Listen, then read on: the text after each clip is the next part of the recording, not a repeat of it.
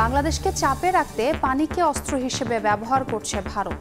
দাবি বিশিষ্টজনদের। সম্পর্কের উন্নতি চাইলে দিল্লিকে নীতি পরিবর্তনের আহ্বান বিএনপি নেতার। তাবলিগ জামাতের দ্বন্দ্বের পেছনে তৃতীয় পক্ষের ষড়যন্ত্র দেখছেন সাতপন্থীরা। দিল্লির মাওলানাকে বিশ্ব ইজতেমায় আনার দাবিতে কাকরাইলে অবস্থান। এবং 6 বছরের প্রতীক্ষার অবসান। ভারতের গ্রিড হয়ে বাংলাদেশে এলো নেপালের 40 মেগাওয়াট জলবিদ্যুৎ। ত্রিপক্ষীয় চুক্তিতে প্রথম ধাপে সরবরাহ শুরু।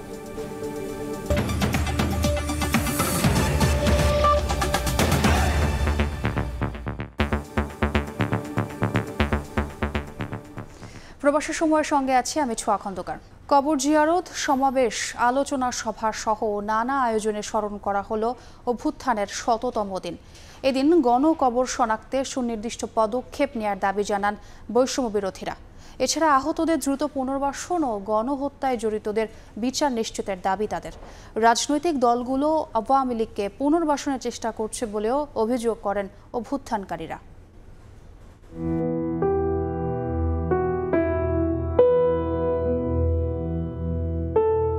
ছাত্র জনতার অভ্যুত্থানে হারানো প্রিয়জনের খুঁজে এখনও অনেকে। অভ্যুত্থানের 100তম দিনে শুক্রবার রাজধানীর রায়ের বাজার কবরস্থানে গণকবর জিয়ারত ও পরিদর্শনে যান বৈষম্য বিরোধী ছাত্র আন্দোলনের নেতারা। এসব গণকবরে নিজের আপনজন শায়িত কিনা সে প্রশ্নের উত্তর খুঁজছেন কেউ কেউ। আমি আমার বাবার লাশ অনবরত খুঁজতে থাকি যে আমার বাবা কোথায়, আমার বাবার লাশ কোথায়। আমার বাবা কি দোষ করছিল? কারো কোনো ক্ষতি করছিল? আমার বাবা তো তোমাদেরকে কিছু করেনি।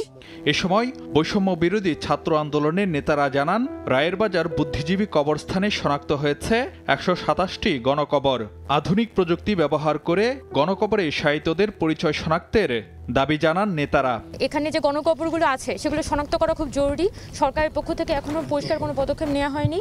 তো আমরা এক্সপেক্ট করব যে ডিএনএ টেস্ট করে এখানে অন্তত একটা তাদের প্রপার একটা তালিকা তৈরি করা। এ সময় ছাত্র আন্দোলনের নেতারা অভিযোগ করেন, আওয়ামী লীগকে পুনর্বাসনের চেষ্টা করছে রাজনৈতিক দলগুলো। আমাদের মধ্যে আশঙ্কা জেগেছে যে গণমানুষের আকাঙ্ক্ষার সাথে আসলে কোনোভাবে এখানে আপোষ রফা করার কোনো চেষ্টা হচ্ছে কিনা। আমরা এখনও বিশ্বাস করতে চাই যে সকল রাজনৈতিক দলের নেতাকর্মীরা পর্যন্ত শহীদ হয়েছেন, রক্ত দিয়েছেন এবং আহত হয়েছেন, তারা আমাদের ভাই, তারা আমাদের পাশেই থাকবেন। এদিন বিকেলে কেন্দ্রীয় শহীদ মিনারে সমাবেশ করে বৈষম্য বিরোধীদের আরেক প্ল্যাটফর্ম জাতীয় নাগরিক কমিটি। সংগঠনের নেতারা বলেন, ফ্যাসিবাদের পুরোপুরি নির্মূলে প্রয়োজনে আবারও মাঠে নামবে ছাত্র জনতা। যেখানে যেখানে ফ্যাসিবাদের দোসর এখনো বিরাজমান, অতি দ্রুত সত্তর তাদেরকে বিদায় করুন। যদি আপনাদের মধ্যে কোনো ধারণা বদ্ধমূল হয় যে আমলাতন্ত্রে যারা সিনিয়র রয়েছেন, যাদের উপরে খুনের রক্তের দাগ পড়ে আছে, সেটাকে প্রায়োরিটি দেওয়া হয়, তাহলে আমরা হয়তো আরেকটি যুদ্ধে নামতে হবে, যেখানে আগামীর দিনে ছাত্ররা প্রশাসন চালাবে, ছাত্ররা আর্মি চালাবে, ছাত্ররা সচিবালয় চালাবে, ছাত্ররা রাষ্ট্রপতি ভবন চালাবে। বক্তারা বলেন, আহতদের চিকিৎসার ব্যাপারে কোনো দায়িত্ব না নিয়ে নির্বাচনে আওয়াজে ব্যস্ত রাজনৈতিক দলগুলো। তারা সুফল ভোগ করার জন্য হাঁ করে বসে আছে। এই রক্তের উপর দিয়ে তারা সুফল ভোগ করতে চায়, কিন্তু তাদের পাশে দাঁড়ানোর ব্যাপারে তাদেরকে আমরা সক্রিয় দেখতেছি না। ফারুক ভিয়া, রবিন, সময় সংবাদ, ঢাকা। ফ্যাসিবাদের শেকড় ছড়িয়েছে অনেক দূর। 15 বছরের শাসন কয়েক সপ্তাহে মোকাবেলা করা সহজ কাজ নয় বলে মন্তব্য করেছেন আইন উপদেষ্টা আসিফ নজরুল। বিগত সময়ে যাদের সঙ্গে অন্যায় হয়েছে তাদের ন্যায় বিচার নিশ্চিতের আশ্বাস দিয়েছেন শিল্প উপদেষ্টা আদিলুর রহমান। আর উপদেষ্টা আসিফ মাহমুদ বলেছেন, সব রাজনৈতিক দল জুলাই আন্দোলনের চেতনাকে ধারণ করতে পারছে না। রওশনারা গত 10 বছর ধরে সন্তানকে ফিরে পাওয়ার আশায় দাঁড়ে দাঁড়ে খোঁজ করে যাচ্ছেন। যিনি জানেন না আদরের সন্তান আদৌ বেঁচে আছে কিনা। আর স্বামীকে হারিয়ে গত 5 বছর ধরে নিজেও নানাভাবে নির্যাতনের শিকার নাসরিন জাহান। কত জায়গায় খুঁজছি, কত ছেলেরে পাই না, অন্ততপক্ষে একটা সন্তান দিন আমাদেরকে। রাজধানীর গুলশানে এএফএডির 8ম কংগ্রেসের উদ্বোধনী অধিবেশনে গুমের শিকার পরিবারের স্বজনরা জানান নিজেদের অভিজ্ঞতার কথা। এ সময় অ্যাটর্নি জেনারেল বলেন, ভবিষ্যতে গুমের মতো অপরাধে যাতে কেউ জড়িত না হয় সেদিকে নজর দিতে হবে। I will further request the Honorable Law Advisor to initiate the drafting of an ordinance by which this kind of crime against humanity should be given the topmost priority. ফ্যাসিবাদের শেকড় অনেক দূর ছড়িয়ে আছে উল্লেখ করে আইন উপদেষ্টা ডক্টর আসিফ নজরুল বলেন, 15 বছরের শাসন কয়েক সপ্তাহে মোকাবেলা করা সহজ নয়। আর বিগত 15 বছরে যারা নানাভাবে ভোগান্তির শিকার হয়েছেন তাদের সবাই যাতে বিচার পায় তা নিশ্চিত করার উপর জোর দেন শিল্প উপদেষ্টা। Whether they committed enforced disappearance, whether they committed corruption or they committed extrajudicial killing, their strength is deep-rooted. And to fight with them, this is a very, very, huge task. It's not easy. They have gathered their strength in last 15 years, and we are trying to reverse the process in last couple of weeks. Justice is the priority not only for the victims of enforced disappearances, for all the people of Bangladesh who suffered under the brutal fascist regime in the last 15.5 years. এদিন বিকেলে রাজধানীর officers ক্লাবে গণ অভ্যুত্থানের 100তম দিন উপলক্ষে আয়োজিত আলোচনা সভায় আরেক উপদেষ্টা আসিফ মাহমুদ সজীব ভুঁইয়া বলেন, সব রাজনৈতিক দল আন্দোলনের স্পিরিটকে ধারণ করতে পারছে না। 8টি পারিবারিক দিবস বাতিল করা, ছাত্রলীগকে নিষিদ্ধ করা, যেগুলোই গণঅভ্যুত্থানের স্পিরিট ছিল সেগুলোর বাস্তবায়নের বিভিন্ন সিদ্ধান্তে আমরা দেখছি যে রাজনৈতিক শক্তিগুলোর কিছু কিছু অংশ বিরোধিতা করছে। জনকল্যাণমুখী রাষ্ট্র গঠনে তরুণদের এগিয়ে আসার আহ্বান জানান ক্রীড়া ও এলজিআরডি উপদেষ্টা। মনির হোসাইন, সময় সংবাদ, ঢাকা। বাংলাদেশকে চাপে রাখতে ভারত সীমান্ত পাড়ি দেয়া নদীর পানি অস্ত্র হিসেবে ব্যবহার করছে বলে দাবি বিশিষ্টজনদের। এ অবস্থায় দ্বিপাক্ষিক সম্পর্ক স্বাভাবিক রাখতে ভারতকে সব বিষয়ে হস্তক্ষেপ না করার আহ্বান জানিয়েছেন বিএনপির স্থায়ী কমিটির সদস্য আমির খসরু মাহমুদ চৌধুরী। শুক্রবার ঢাকা বিশ্ববিদ্যালয়ে আয়োজিত এক সভায় পানি নিয়ে ভারতের রাজনীতির নানা দিক তুলে ধরেন বক্তারা। বরাবরই সীমান্ত পাড়ি দেয়া নদীর পানির অসম বন্টনের ভুক্তভোগী বাংলাদেশ। অসময়ে অতিরিক্ত পানি প্রবাহে যেমন বন্যা দেখা দেয়, তেমনি শুষ্ক মৌসুমে পানির অভাবে ব্যাহত হয় কৃষিকাজ। এক্ষেত্রে আন্তর্জাতিক আইন কতটুকু মানা হয় তা নিয়ে প্রায়ই প্রশ্ন তোলেন অধিকার কর্মীরা।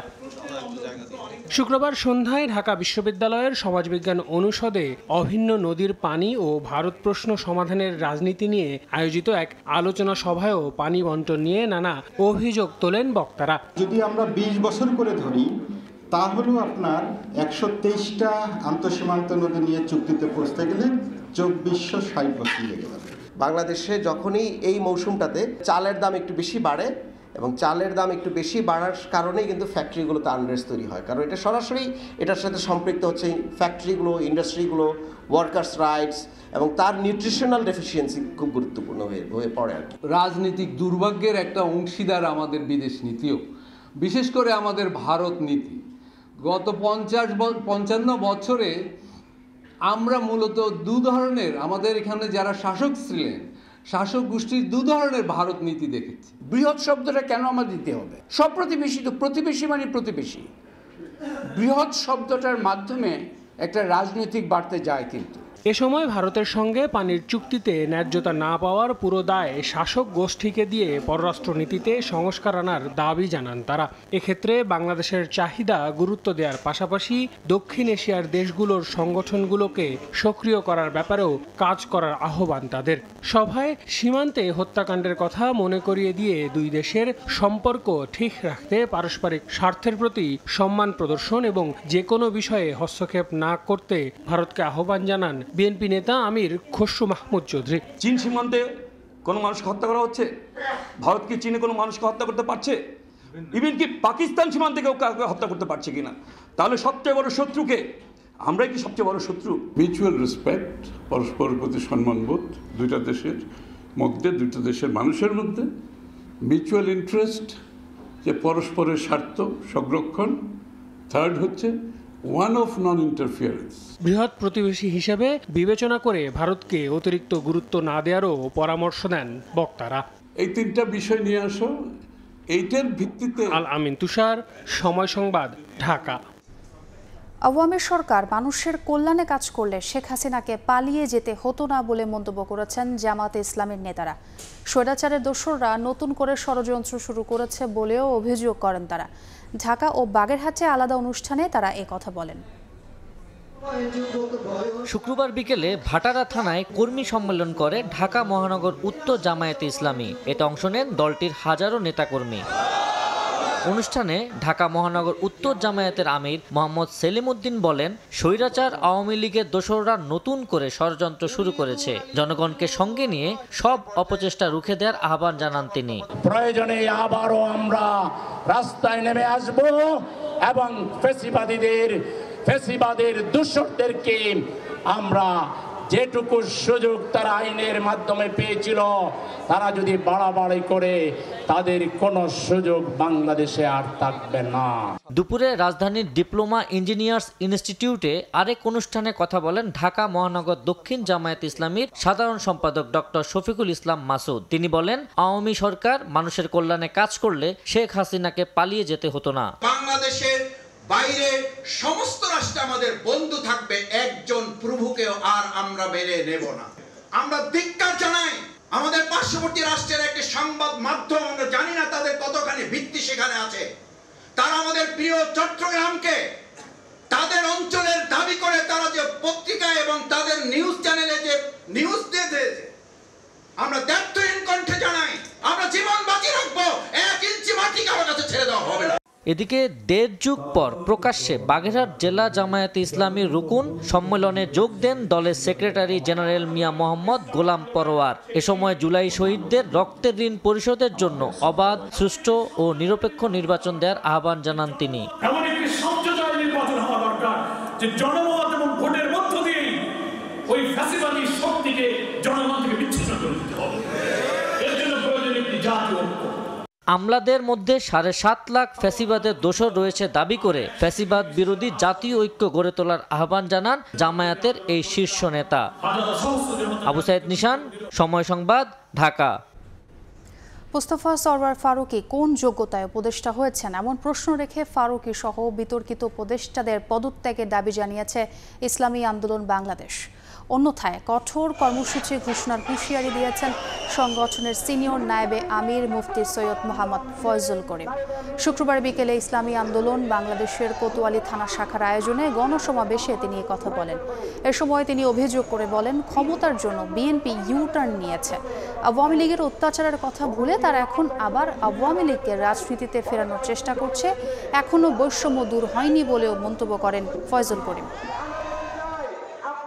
আমি বর্তমান অন্তর্বর্তী সরকারকে প্রশ্ন করতে চাই, ফারুকী সাহেবের কোন গুণের কারণে, কোন যোগ্যতার কারণে ফারুকী সাহেব তিনি উপদেষ্টা হলেন, এই জাতি জানতে চায়।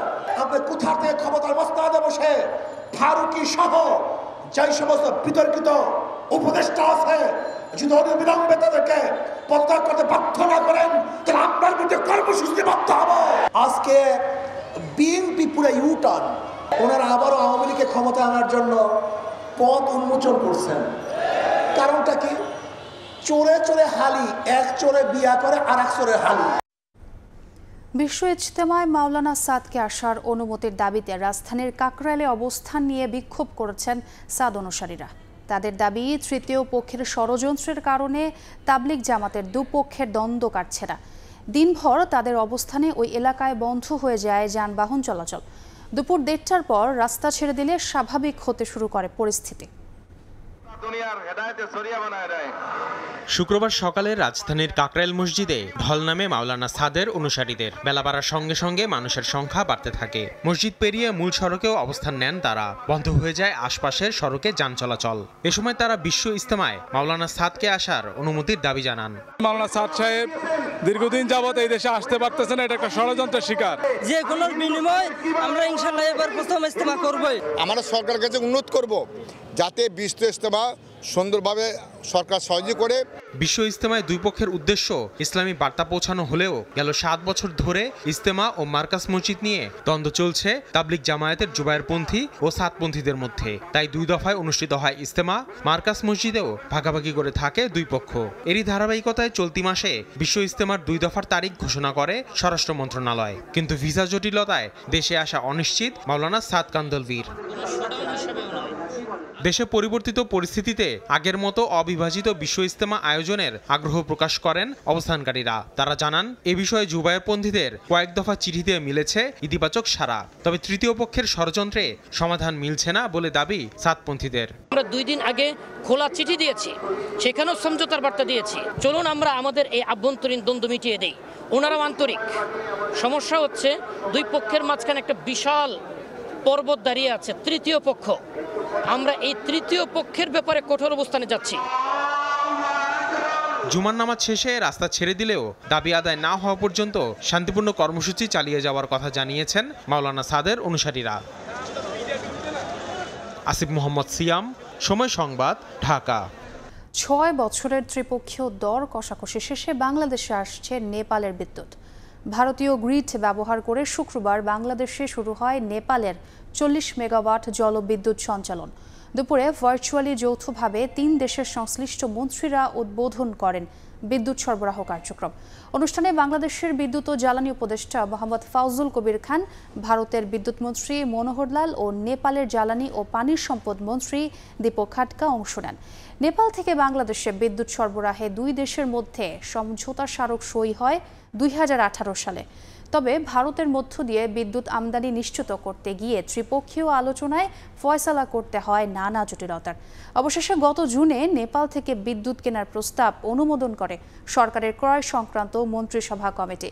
গত মাসে কাঠমান্ডুতে সই হয় ভারতের মধ্য দিয়ে বাংলাদেশে নেপাল থেকে 40 মেগাওয়াট বিদ্যুৎ আমদানির ত্রিপক্ষীয় চুক্তি, যার ধারাবাহিকতায় শুক্রবার শুরু হয় নেপাল থেকে বাংলাদেশে জলবিদ্যুৎ সরবরাহ। কর্মব্যস্ত নগর জীবনে জীবনযাত্রার ব্যয় গ্রামের তুলনায় বেশি থাকে, তাই ব্যয় বৃদ্ধির হারও শহরে বেশি। তবে বাংলাদেশের জন্য উল্টো চিত্র, শহরের তুলনায় গ্রামেই জীবনযাত্রা ব্যয় বৃদ্ধির হার বাড়ছে। অক্টোবর মাসের মূল্যস্ফীতির চিত্র বলছে খাদ্য ও খাদ্য বহির্ভূত উভয় ধরনের মূল্যস্ফীতির চাপে গ্রামের মানুষ শহরের তুলনায় বেশি ভুগছে। শাহিনুর রহমান শাহিনের ক্যামেরায় MS আরিফিনের রিপোর্ট। সরকারিভাবে নানা পদক্ষেপ নেয়ার পরও ঠেকানো যাচ্ছে না নিত্যপণ্যের ঊর্ধ্বগতি। মূল্যস্ফীতির প্রভাবে গ্রামে জীবনযাত্রার ব্যয় শহরের সাথে পাল্লা দিয়ে বাড়ছে। শুধু তাই নয়, গ্রামে এই ব্যয় বাড়ার হার ছাড়িয়েছে শহরকেও। পল্লী অঞ্চলের মানুষজন জানাচ্ছেন তাদের কষ্টের কথা। একটা ভালো জিনিস খাইতে গেলে কমসে কম 600-700 টাকা লাগবে। মায়েরা অসুস্থ, দেশি মুড়ি খাইব, আমার তো সমর্থন নাই। জিনিস বর্তমানে খাই নাই, ওখানে দুল 80 টাকা 90 টাকা কেজি অভাব পড়ে আছে বর্তমানে। আধা কেজি পুড়ে 75 টাকা কিনে, মাছ যদি 300 টাকা, তার বাকি সংসারটা কিভাবে চলবো? বাচ্চা 3টা সাবজেক্ট পড়াবে গেলে মনে করেন মোটামুটি 4000 টাকা লাগে। কোনোদিন শখ করে আব্বু একটু ঘুরতে যাবো, এই ঘোরার টাকাটা দিতেই আমাদের কষ্ট হয়ে যায়। পরিসংখ্যান ব্যুরো BBS বলছে অক্টোবর মাসে গ্রামে খাদ্য মূল্যস্ফীতির হার শহরের তুলনায় বেশি, যদিও গ্রামই খাদ্যের প্রধান যোগানদাতা। অন্যদিকে খাদ্য বহির্ভূত পণ্য ও সেবা গ্রামের ভোক্তারা কম গ্রহণ করলেও এই খাতের মূল্যস্ফীতি তাদের বেশি ভোগাচ্ছে। শহরাঞ্চলে কিন্তু ওই মূল্য বৃদ্ধি হলে সেটা নিয়ে হইচই বেশি হয়, সেটা নিয়ে কথাবার্তা বেশি হয়।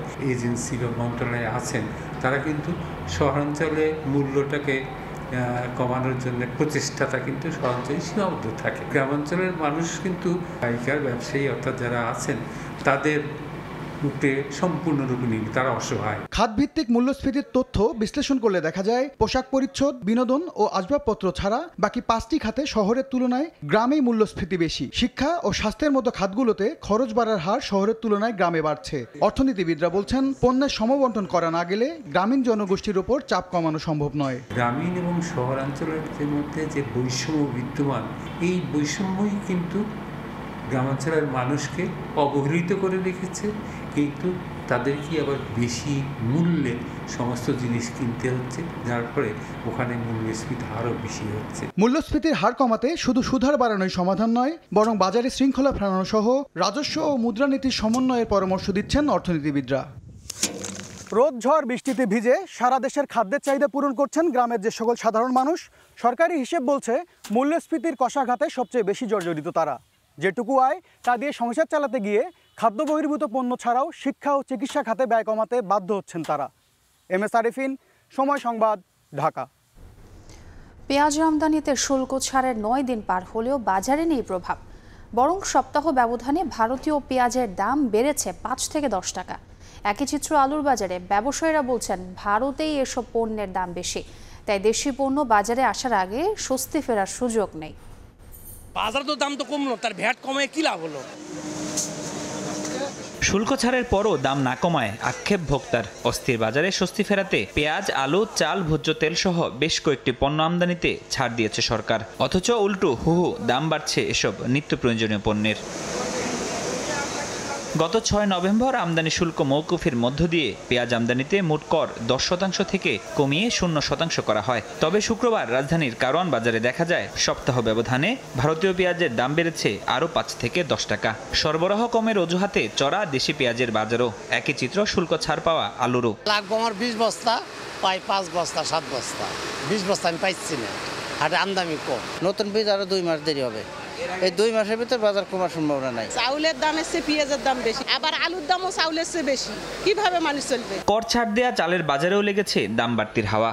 10 দিনের ব্যবধানে নতুন করে সব ধরনের চালে বস্তা প্রতি দাম বেড়েছে 150 টাকারও বেশি। মোটা চাল 28, মিনিকেট, নাদির চাল, পোলার চাল সবকিছু দাম বেশি। আমরা আগে 28 বিক্রি করতাম যেমন 56-57 টাকা, এখন বর্তমানে বিক্রি করতেছি আপনার 59-60 টাকা। এদিকে সরবরাহ বাড়ায় কয়েকটি সবজির দাম কিছুটা কমেছে, তবে এখনও বেগুন, করলা, পটল সহ অধিকাংশের দাম 60 থেকে 80 টাকার ঘরে। যদিও কমতির দিকে কাঁচা মরিচের দাম। সাদা বেগুন 70 থেকে 80 টাকা, 40 থেকে 45 টাকা। টমেটো, ইন্ডিয়ান টমেটো বর্তমানে 140 থেকে 30 টাকা কেজি। দামটা কম। পটল, ভেন্ডি, মূলার দাম জিজ্ঞেস করলাম 70 টাকা এখানেই। তাহলে আমরা এলাকায় তো 190-100 নিচে তো মূলা পাবো না। সবজির দাম কিন্তু অত্যাধিক বেশি এবং মনে হয় যে আগামী কিছুদিনের ভিতর সবজি উঠলে দাম একটু কমবে। একই অবস্থানে আছে ডিমের দাম। প্রতি ডজন বিক্রি হচ্ছে 145 থেকে 150 টাকা, আর প্রতি কেজি ব্রয়লার মুরগি বিক্রি হচ্ছে 180 থেকে 90 টাকায়। আগের মতোই চড়া মাছের বাজার। ফরহাদুর রহমান, সময় সংবাদ, ঢাকা। আগামী ফেব্রুয়ারিতে চট্টগ্রামে কালুরঘাট নতুন সেতুর কাজ শুরু হবে বলে জানিয়েছেন সড়ক পরিবহন ও সেতু উপদেষ্টা। সার্কিট হাউসে এক মতবিনিময় সভায় অংশ নিয়ে উপদেষ্টা আরও জানান, অন্তর্বর্তী সরকারের সময়ে কোনো অপচয় ও অপরিকল্পিত উন্নয়ন হবে না। শুক্রবার বিকেলে চট্টগ্রাম সার্কিট হাউসে ছাত্র প্রতিনিধি, রাজনীতিবিদ ও সরকারি বেসরকারি সংস্থার ঊর্ধ্বতন কর্মকর্তাদের সঙ্গে মতবিনিময় করেন জ্বালানি, সড়ক ও রেলপথ মন্ত্রণালয়ের উপদেষ্টা। এ সময় রেলওয়ে জমি দখল, বিদ্যুৎ, সড়ক, সেতু সহ নানা খাতের সমস্যা তুলে ধরেন অংশগ্রহণকারীরা। এই যে বিদ্যুৎ খাতটা বিগত 15-16 বছরে বিভিন্ন বড় বড় কোম্পানি কুক্ষিগত করে রেখেছে। কুইক রেন্টাল বাংলাদেশের অর্থনীতিকে পঙ্গু করে দিয়েছে। যারা যারা এই লুটপাটের সাথে জড়িত ছিল তাদের বিরুদ্ধে কি অ্যাকশন সরকার নিচ্ছে সেটা আমি মনে করি জনগণ জানানো উচিত। সভায় উঠে আসে নগরবাসীর দীর্ঘদিনের দাবি নতুন কালুরঘাট সেতুর প্রসঙ্গ। পরে উপদেষ্টা জানান, আগামী বছরের ফেব্রুয়ারিতে এই সেতুর কাজ শুরু করতে চায় সরকার। কালুরঘাট রেল সেতু আমরা আশা করতেছি ফেব্রুয়ারি মাস থেকে এটার কাজ শুরু হবে। গণ অভ্যুত্থানের শহীদ ও আহত ছাত্র জনতার প্রতি দায়বদ্ধতা থেকে অন্তর্বর্তী সরকার কাজ করছে বলেও উল্লেখ করেন মোহাম্মদ ফাউজুল কবির। এই সময় নগরীর নানা অব্যবস্থাপনা সম্পর্কে তুলে ধরেন চট্টগ্রাম সিটির নতুন মেয়র। যারা দখল করে রেখেছে, সেটা জেলা প্রশাসনের জায়গা হোক আর রেলওয়ের জায়গা হোক কিংবা সড়ক বিভাগের জায়গা হোক, দখলদারদের কোনো দল থাকতে পারে না। কাজে আমরা এখানে যারা দল আছি, আপনারা শক্ত ভূমিকায় অবস্থান করুন। 2 দিনের সফরে উপদেষ্টা রাষ্ট্রীয় মালিকানাধীন তেল শোধনাগার, ইস্টার্ন রিফাইনারি সহ মন্ত্রণালয় সংশ্লিষ্ট বিভিন্ন স্থাপনা পরিদর্শন করেন। ফেরদৌস লিপি, সময় সংবাদ, চট্টগ্রাম।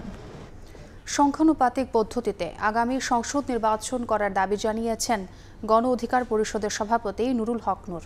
বলেন, যে দল যত ভোট পাবে সেই দল ক্ষমতায় বসবে। রাজধানীর লালবাগে এক আলোচনা সভায় তিনি এসব কথা বলেন। আওয়ামী লীগের দোসররা দেশে বিশৃঙ্খলতা সৃষ্টি করছে জানিয়ে তিনি বলেন, আওয়ামী লীগ ও তার দোসরদের বিচার নিশ্চিত করে তাদের নিষিদ্ধ করতে হবে। 5 আগস্ট দলমত নির্বিশেষে যে গণ ঐক্য গঠন হয়েছিল তা ফাটল ধরা শুরু করেছে বলেও মন্তব্য তার। নূর বলেন, উপদেষ্টা পরিষদের নতুন উপদেষ্টা নিয়োগ নিয়ে সমালোচনা হচ্ছে।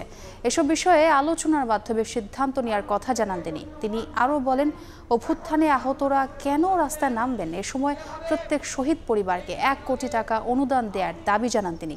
দ্রব্যমূল্যের ঊর্ধ্বগতি, মানুষের ভোগান্তি নিরসন করতে বর্তমান সরকারকে আহ্বান জানান ডাকসুর এই সাবেক ভিপি।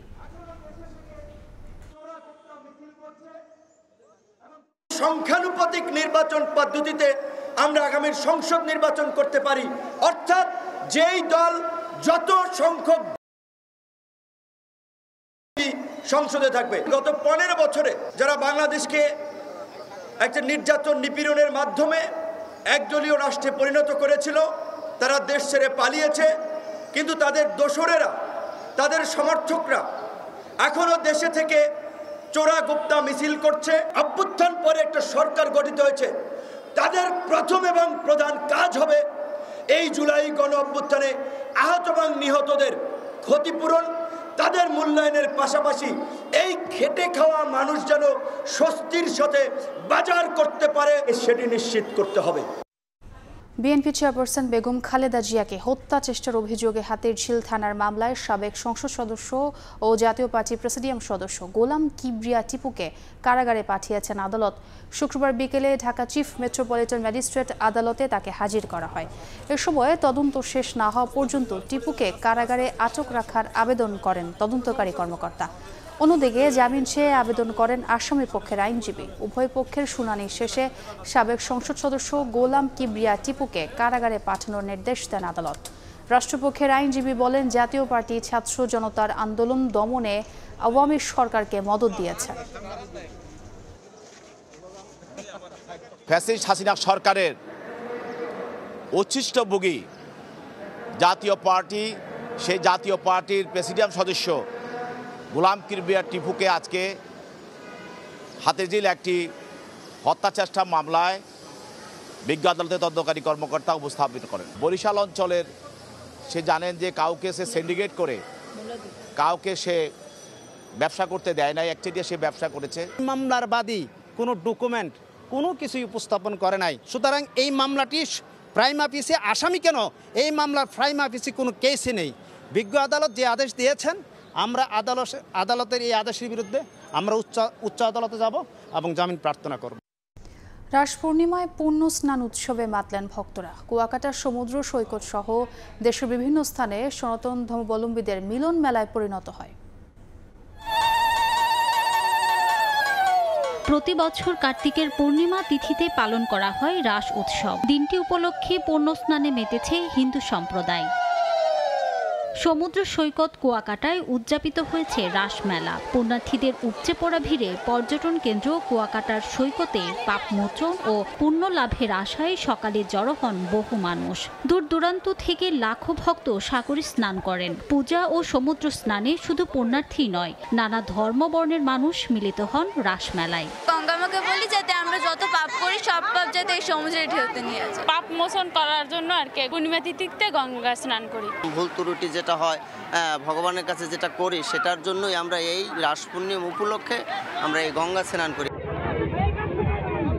মুন্সিগঞ্জের মাওয়ায় পূর্ণ স্নান করেছেন সনাতন ধর্মাবলম্বীরা। হাজার হাজার পুণ্যার্থী অংশ নেন পূর্ণিমার স্নানে। তিথি অনুযায়ী শুক্রবার সকাল থেকেই পুণ্যার্থীদের ঢল নামে।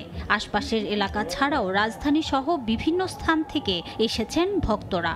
আমরা আসছি মা গঙ্গার কাছে আমাদের মনোবাসনা তথা দেশ জাতি এবং আমাদের ধর্মীয় মনোভাব থেকে সবাই আমরা ভালোভাবে থাকতে পারি। গঙ্গার নাম শুনলে পর্যন্ত মানুষ কি হয়, পবিত্র হয় এবং সমস্ত পাপ থেকে মুক্ত হয় এবং তার মুক্তি লাভ হয়।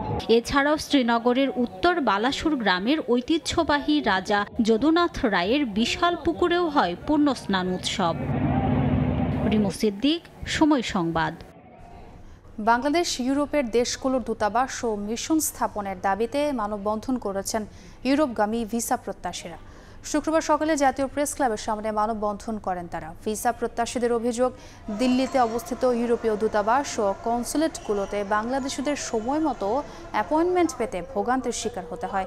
সঠিক নথিপত্র থাকার পরও ভ্রমণের জন্য ভারত ভিসা প্রত্যাখ্যান করছে। এছাড়া আর্থিকভাবেও ক্ষতিগ্রস্ত হচ্ছেন ভিসা প্রত্যাশীরা।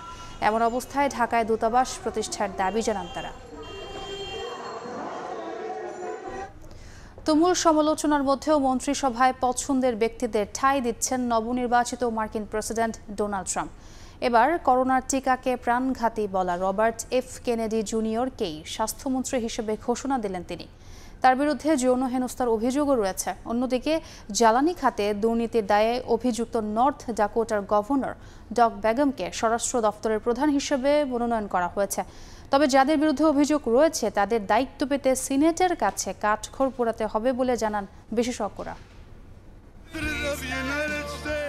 এখনও আনুষ্ঠানিকভাবে ক্ষমতা গ্রহণ করেননি যুক্তরাষ্ট্রের নবনির্বাচিত প্রেসিডেন্ট ডোনাল্ড ট্রাম্প, কিন্তু প্রস্তুতি হিসেবে তার আগামী প্রশাসনের সদস্যদের নাম ঘোষণা শুরু করেছেন। বিভিন্ন অভিযোগে অভিযুক্ত একাধিক ব্যক্তিকে মন্ত্রিসভায় ঠাঁই দেওয়ার জেরে দেশটির রাজনৈতিক ও সচেতন মহলে তুমুল সমালোচনার ঝড় বইলেও তোয়াক্কা করছেন না রিপাবলিকান এই নেতা। তার বাছাই করা ব্যক্তিদের যোগ্যতা ও আগের ইতিহাস নিয়ে উঠছে নানা প্রশ্ন। স্থানীয় সময় বৃহস্পতিবার নির্বাচনের পর প্রথমবারের মতো ফ্লোরিডার মার-এ-লাগো বিচ রিসোর্টের জনসভায় বক্তব্য রাখেন ট্রাম্প। একসময় করোনার টিকা নিয়ে বিরোধিতা করে তুমুল সমালোচনার জন্ম দেয়া রবার্ট এফ কেনেডি জুনিয়রকে স্বাস্থ্যমন্ত্রী ঘোষণা করেন তিনি। বলেন, যুক্তরাষ্ট্রের স্বাস্থ্য সুরক্ষায় পরিবর্তন আনার ক্ষেত্রে যার পর নাই চেষ্টা করবেন কেনেডি। ক্ষতিকর রাসায়নিক ও দূষণ থেকে সবার সুরক্ষা নিশ্চিত করবেন তিনি। একই দিন নর্থ ডাকোটার গভর্নর ডগ বেগমকে স্বরাষ্ট্রমন্ত্রী ঘোষণা করেন রিপাবলিকান নেতা ট্রাম্প। বলেন, ভূমি ও পরিবেশগত নানান দিক দেখাশোনা করবেন সাবেক এই সফটওয়্যার নির্বাহী। যদিও ডাকোটার জ্বালানি খাতে দুর্নীতির অভিযোগ রয়েছে বেগমের বিরুদ্ধে। ডেপুটি অ্যাটর্নি জেনারেলের পদে নাম ঘোষণা হয়েছে টোড ব্ল্যান্সের। চলতি বছর পর্ন তারকা স্টর্মি ড্যানিয়েলসের ফৌজদারি মামলায় ট্রাম্পকে রক্ষা করেছিলেন তিনি। এদিকে ট্রাম্পের বিরুদ্ধে স্বজনপ্রীতির অভিযোগ উঠছে। ট্রাম্প নিজে এখনো নিশ্চিত না করলেও সিনেটের পদে লড়াইয়ে প্রস্তুত বলে জানিয়েছেন তার পুত্রবধূ, সাবেক টিভি প্রডিউসার ও রিপাবলিকান ন্যাশনাল কনভেনশনের সহসভাপতি লারা ট্রাম্প। তাকে যুক্তরাষ্ট্রের সদ্য মনোনীত পররাষ্ট্রমন্ত্রী মার্কো রুবিওর উত্তরসূরিও বলছেন অনেকে। প্রেসিডেন্ট নির্বাচিত হওয়ার পর প্রথমবারের মতো সমর্থকদের উদ্দেশ্যে বক্তব্য রেখে শুধু মন্ত্রিসভার নাম ঘোষণা করেননি ডোনাল্ড ট্রাম্প। জোরালো কণ্ঠে রাশিয়া ইউক্রেন যুদ্ধ বন্ধ ও মধ্যপ্রাচ্যের চলমান উত্তেজনা নিরসনের ঘোষণা দেন তিনি। নিজ প্রশাসনের বিভিন্ন দফতরে কট্টর ইসরায়েলি সমর্থকদের মনোনীত করায় কথা ও কাজের মিল পাচ্ছেন না রাজনৈতিক বিশ্লেষকরা। তবে মন্ত্রিসভায় ট্রাম্পের মনোনীত প্রার্থীদের সবাই খুব সহজেই দায়িত্ব পেয়ে যাবেন না বলে মনে করেন তারা। এক্ষেত্রে প্রয়োজন সিনেটের অনুমোদন। খোদ রিপাবলিকান সেনেটরদের মধ্যেই ট্রাম্পের বেশ কয়েকজন মনোনীত সদস্যকে নিয়ে আপত্তি রয়েছে। মৌসুমী সাথী, সময় সংবাদ। ইতালির প্রায় 1000-এরও বেশি কৃষি খামারের মালিক বাংলাদেশি প্রবাসীরা। কৃষিক্ষেত্রে দ্রুত শক্তিশালী হচ্ছে প্রবাসী বাংলাদেশিদের অবস্থান। এসব ক্ষেত্রে 50,000-এরও বেশি বাংলাদেশি প্রবাসী কাজ করেন, যা দেশের রেমিটেন্স প্রবাহকে করেছে শক্তিশালী। ইতালি থেকে মাকসুদ রহমানের তথ্যচিত্র রিপোর্ট। ইতালির শ্রমবাজারে প্রবাসী বাংলাদেশিদের রয়েছে গুরুত্বপূর্ণ অবদান। দেশটির অন্যতম প্রধান তিনটি ক্ষেত্র পর্যটন, কৃষি ও জাহাজ নির্মাণ শিল্পে বাংলাদেশিদের শক্তিশালী অবস্থান রয়েছে। তবে অল্প কয়েক বছরের মধ্যে কৃষিক্ষেত্রে বাংলাদেশি প্রবাসীদের অর্জন ঈর্ষণীয়। এরই মধ্যে দেশটির বিভিন্ন অঞ্চলের প্রায় 5,000-এরও বেশি কৃষি খামারের মালিকানা অর্জন করেছেন বাংলাদেশিরা। এসব কৃষি খামারে 50,000-এরও বেশি প্রবাসী কর্মী নিয়োজিত আছেন। সঠিক সুযোগ পেলে ইতালির কৃষিক্ষেত্রে আরও শক্তিশালী অবস্থান গড়তে সক্ষম হবে বলে মনে করেন প্রবাসী বাংলাদেশিরা। শিল্প সমৃদ্ধ ইতালি খাদ্য উৎপাদনেও স্বয়ংসম্পূর্ণ। এরই মধ্যে দেশটিতে গড়ে উঠেছে 1000-এরও বেশি বাংলাদেশি প্রবাসীর মালিকানাধীন কৃষি খামার। এসব খামারে মূলত উৎপাদন হয় বাংলাদেশের শাকসবজি, লাউ, শিম, করল্লা, ঢেঁড়স, মিষ্টি কুমড়া, ডাটা, কলমি, পাট, পুঁই, লাউ শাক ও কাঁচা মরিচ পর্যাপ্ত পরিমাণে উৎপাদন হয় ইতালি প্রবাসীদের কৃষি খামারে। এসব উৎপাদিত বাংলাদেশি কৃষিপণ্য ইতালি প্রবাসীদের চাহিদা মিটিয়ে ইউরোপের বিভিন্ন দেশেও পাঠানো হয়। প্রবাসে দেশীয় স্বাদের তাজা শাকসবজি কম দামে কিনতে পেরে খুশি প্রবাসী বাংলাদেশিরা। এই কৃষি ক্ষেত্রে একটু আমরা সময় দেই, তাইলে আমাদের জন্য মনে হয় যে লাভবান এবং আমাদের বাংলাদেশের রেমিটেন্সের জন্য লাভবান। আমরা অনেক স্বাচ্ছন্দ্য, মানে বাংলাদেশের তুলনায় অনেক কম দামে এখান থেকে সবজি পাচ্ছি। এগুলো শুধু ইতালি না, ইতালির বাহিরে ইউরোপ অনেক দেশে যাচ্ছে, এখানে লাখ লাখ মানুষ খাচ্ছে এইগুলার রেমিটেন্সগুলো আমরা বাংলাদেশে পাঠাতে পারছি।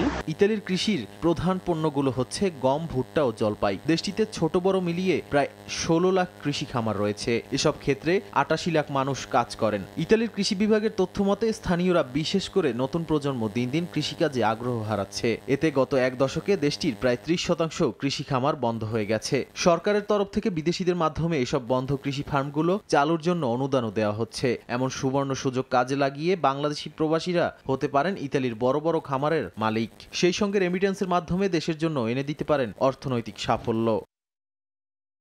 সময় সংবাদ, ইতালি। কুয়েতের স্বর্ণের দাম নিম্নগামী। সপ্তাহের ব্যবধানে গ্রাম প্রতি 2 দিনার কমেছে। ভরিতে কমেছে বাংলাদেশি মুদ্রায় 9,000 টাকারও বেশি। কুয়েত থেকে বিস্তারিত মঈন সুমনের রিপোর্টে। কুয়েতে গত এক সপ্তাহের ব্যবধানে স্বর্ণের দাম ভরিতে কমেছে 9,600 টাকা। চলতি বছরের মার্চ থেকে হঠাৎ করে বিশ্ববাজারের সঙ্গে তাল মিলিয়ে কুয়েতেও স্বর্ণের দাম বেড়েই চলেছিল। গত 2 দিন থেকে আবার হঠাৎ করেই স্বর্ণের দাম নামতে শুরু করেছে। গত সপ্তাহে 22 ক্যারেট 1 ভরি স্বর্ণের মূল্য যেখানে 295 দিনারের বেশি, যা বাংলাদেশি মুদ্রায় 1,18,115 টাকা ছিল, সেখানে 14 নভেম্বর 22 ক্যারেট 1 ভরি স্বর্ণ বিক্রি হয় 271 দিনার 650 পয়সা, যা বাংলাদেশি মুদ্রায় 1,08,358 টাকা। এছাড়া গ্রাম হিসাবে 24 ক্যারেট 1 গ্রাম স্বর্ণের দাম বর্তমানে 25 দিনার 300 পয়সা, 22 ক্যারেট 23 দিনার 300 পয়সা এবং 21 ক্যারেট 22 দিনারের কিছুটা বেশি। অবশ্যই এর সঙ্গে নকশা ভেদে মজুরিও যুক্ত হবে। স্বর্ণের দাম উঠানামায় কুয়েতে স্বর্ণ ব্যবসায়ীদের লাভ ক্ষতির তেমন প্রভাব না পড়লেও বিক্রি কমে গেলেই ব্যবসায়ীদের লোকসান। স্বর্ণের দাম কমতি দেখে প্রবাসী ক্রেতারা স্বর্ণ কিনতে ভিড় করছেন দোকানে। স্বর্ণের দাম কম, এই জন্য আসছে আর কি। আজকে কিছুটা কম, এর আগে ছিল 25 টাকা গ্রাম, আজকে আর কি 30 টাকার মধ্যে কিছু উপর আছে আর কি, এই জন্য আসছে আর কি। হয়তো আরও যদি এর পরে ভবিষ্যতে কমে, হয়তো মাসখানে 15 দিন পরে, তাহলে আবার নেওয়ার চিন্তা ভাবনা আছে। যত স্বর্ণের দাম কমবে আমাদের কাস্টমার আরও বাড়ে, দোকানে বেচা কেনা বাড়ে। স্বর্ণের দাম হাই হলে কি হয়, বেচা কেনা একটু কমে যায়। স্বর্ণের দাম বাড়লে কমলে আমাদের কোনো লাভ লস নাই, বেচা কিনি কম হলে আমাদের কিছুটা লস আছে। এদিকে কুয়েতে মুদ্রা বিনিময় হাউসগুলোতে বর্তমানে 1 কুয়েতি দিনারের বিপরীতে 400 টাকার কিছুটা উপর নিচে ওঠানামা করছে। বিগত কয়েক মাস থেকেই এই ধারা অব্যাহত আছে। মঈন সুমন, সময় সংবাদ, কুয়েত। বাংলাদেশ মালদ্বীপ ফিফা প্রীতি ম্যাচের খবর। প্রথম ম্যাচের কষ্টটা ভুলে দ্বিতীয় ম্যাচে ঘুরে দাঁড়াতে চান হেভিয়ার কাবরেরা। জয় তুলে বছরের শেষটা রাঙাতে চান বাংলাদেশ কোচ। ফুটবলারদের ওপরও তার আস্থা আছে শতভাগ। আর বছরে নিজেদের দ্বিতীয় ম্যাচে জয় তুলে দেশে ফিরতে চান মালদ্বীপ কোচ আলী সুজাইন। যদিও চিন্তার কারণ রাকিব মোরসালিন। কিংস অ্যারেনায় ম্যাচ শুরু হবে শনিবার সন্ধ্যা 6টায়। 2023 আর 2024 এই 2 বছরে বাংলাদেশের পারফরমেন্সের পার্থক্য আকাশ পাতাল। গেল বছর ধারাবাহিক পারফরমেন্সে সমর্থকদের বড় স্বপ্ন দেখিয়েছিল লাল সবুজ, তবে এ বছরের চিত্র পুরোপুরি উল্টো। এবার বছরের শেষ ম্যাচে মাঠে নামবে বাংলাদেশ। র্যাঙ্কিংয়ে উন্নতি করতে মালদ্বীপের বিপক্ষে ফিফা প্রীতি ম্যাচ দুটি ছিল বেশ গুরুত্বপূর্ণ বাংলাদেশের জন্য। যদিও তুলনামূলক সহজ প্রতিপক্ষের সঙ্গে প্রথম ম্যাচে রাকিব তপুদের পারফরমেন্স হতাশ করেছে সবাইকে। ম্যাচে কাবরেরার বেশ কিছু সিদ্ধান্ত নিয়েও হচ্ছে বিস্তর সমালোচনা। স্কোয়াডে রেখেও জিকুকে না খেলানো নিয়েও আছে নানা বিতর্ক। তবে সবকিছু ভুলে বছরের শেষ ম্যাচ নিয়ে কি ভাবছে বাংলাদেশ? প্রথম ম্যাচের ফলাফল খুব কষ্টদায়ক ছিল। আমরা ভালো খেলেছি, জয়ের প্রত্যাশা ছিল, কিন্তু হয়নি। তবে সেটা নিয়ে আর ভাবতে চাই না। এই ম্যাচের জন্য আমরা ভালো প্রস্তুতি নিয়েছি, ভুলগুলো নিয়ে অনেক কাজ করেছি। আশা করছি জয় পাবো। ফিফা প্রীতি ম্যাচ ও বিশ্বকাপ বাছাই মিলে 2024 সালে এখন পর্যন্ত 8 ম্যাচে মাত্র একবারই জয়ের স্বাদ পেয়েছে বাংলাদেশ। অথচ গেল বছর 14 ম্যাচে লাল সবুজদের দখলে ছিল 5 জয়, ড্র করেছে 5 ম্যাচে। সেবার এই মালদ্বীপ পাত্তাই পায়নি কাবরেরার শিষ্যদের কাছে। 3 ম্যাচের মধ্যে 2 ম্যাচই জয় তুলে নিয়েছে লাল সবুজ, আর একটি হয়েছে ড্র। তবে সেই দলটার এবার হলোটা কি? অন্যদিকে গেল বছর 6 ম্যাচে 2 জয় পাওয়া মালদ্বীপ এ বছরে নিজেদের প্রথম ম্যাচেই দেখিয়েছে ঝলক। 45 বছর পর বাংলাদেশের মাটিতে পেয়েছে প্রথম জয়। লক্ষ্য এবার শেষটা রাঙানোর। যদিও জয়ের ধারায় থাকলেও দুশ্চিন্তা আছে রাকিব মোরসালিনদের নিয়ে। আমরা ভালো খেলেছি তাই জয় পেয়েছি, বাংলাদেশও কিন্তু দারুণ খেলেছে, কিন্তু ভুল কম করেছি তাই ম্যাচ আমাদের পক্ষে এসেছে। তবে এই ম্যাচে তাদের হারানো সহজ হবে না। রাকিব মোরসালিনরা আমাদের জন্য বিপজ্জনক। তারা যে কোনো দলের বিপক্ষেই ম্যাচ ঘুরিয়ে দেওয়ার সামর্থ্য রাখে। তবে আমরাও লড়াই করব শেষ পর্যন্ত। কথায় আছে শেষ ভালো যার সব ভালো তার। বছরের শেষ ম্যাচ বাংলাদেশের দ্বিতীয় দফা মেয়াদ বাড়ানোর পর হ্যাভিয়ার কাবরেরারও এটা শেষ অ্যাসাইনমেন্ট। 31 ডিসেম্বর শেষ হবে তার চুক্তির মেয়াদ। এখন দেখার অপেক্ষায় শেষটা কিভাবে রাঙায় কাবরেরা আর বাংলাদেশ। তামিম হোসেন, সময় সংবাদ, ঢাকা। এ পর্যায়ের শীর্ষ সংবাদগুলো জানিয়ে দিচ্ছি আরেকবার। বাংলাদেশকে চাপে রাখতে পানিকে অস্ত্র হিসেবে ব্যবহার করছে ভারত, দাবি বিশিষ্টজনদের। সম্পর্কের উন্নতি চাইলে দিল্লিকে নীতি পরিবর্তনের আহ্বান বিএনপি নেতার।